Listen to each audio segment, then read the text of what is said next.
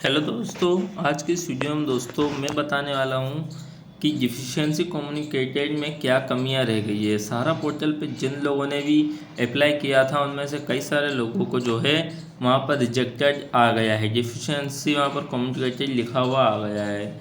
इसका ये मतलब होता है कि आपने जो फॉर्म भरा है उसमें किसी चीज़ की कमी रह गई है, जिस वजह से आपका जो फॉर्म है वो रिजेक्ट हो गया है।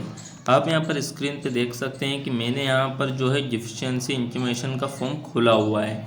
इसको आप जब वहाँ पर लॉगिन करते हैं सारा रिफंड पोर्टल पे तो वहाँ से ये डाउनलोड हो जाता है।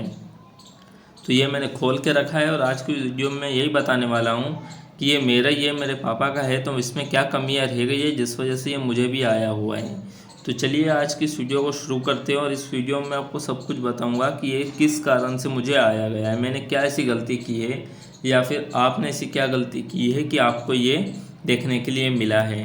तो चलिए शुरू करते हैं। ये पीडीएफ खोल रखी है मैंने, ये हिंदी इंग्लिश दोनों में है।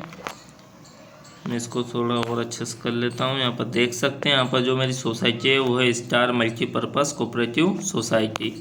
इसके बाद जब मैं नीचे करूँगा तो यहाँ पर देख सकते हैं, यहाँ पर लिखा हुआ है जबकि जमाकर्ता द्वारा प्रस्तुत दावे की विभिन्न स्थितियों की जांच की गई और उसमें निम्नलिखित कमियां पाई गई, ये लिखा हुआ है। उसके बाद नीचे 3 पॉइंट्स दिए गए हैं।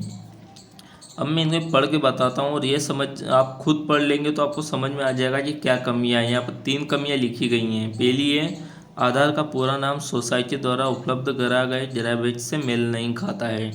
यानी कि मेरा जो पापा का नाम है वो इसके डाटाबेस से मेल नहीं खा रहा है, इस वजह से। तो ये हो गई पहली कमी। दूसरी हो गई, दावेदार जमाकर्ता का विवरण सारा सोसाइटी डाटाबेस में नहीं है या सोसाइटी का मेंबर नहीं है।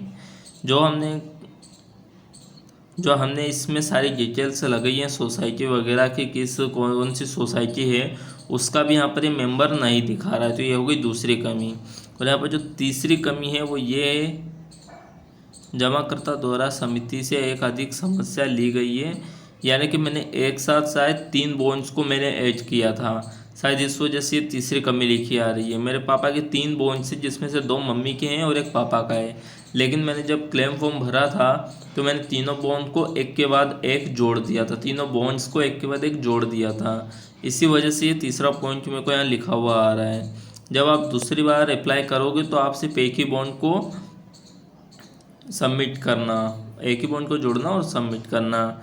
फिर देखिए यहाँ पर नीचे और भी कुछ लिखा लिखा गया है जो मैं आपको बता देता हूँ।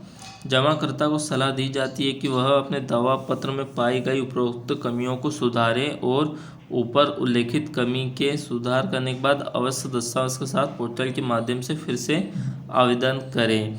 यदि जरूरी हो ऊपर कमियां सुधार ली गई तो सहायक समितियां संपर्क कर सकते हैं। यानी कि ये जो कमियां बताई गई हैं ये यदि गलत हुई तो हमारा जो पैसा है वो हमें वापस मिल जाएगा। लेकिन यदि ये कमियां हैं तो हमें इन्हें सुधारना होगा और फिर से हमें सारा रिफंड पोर्टल पर क्लेम करना होगा। तो ये है इस डिफिशियंसी फॉर्म का मतलब। ये मैंने आपको समझा दिया है। यदि आपको भी मिला है तो आप अपने डिफिशियंसी फॉर्म में जाइए और वहाँ पर इस लाइन यहाँ पर कमियाँ आपकी लिखी होंगी कि किस वजह से जो है आपको आपका ये मिला है, आपका क्यों रिजेक्ट हुआ है। तो आप वहाँ जाके ये पढ़ सकते हैं। तो चलिए आज की वीडियो को मैं यहीं पर बंद करता हूँ।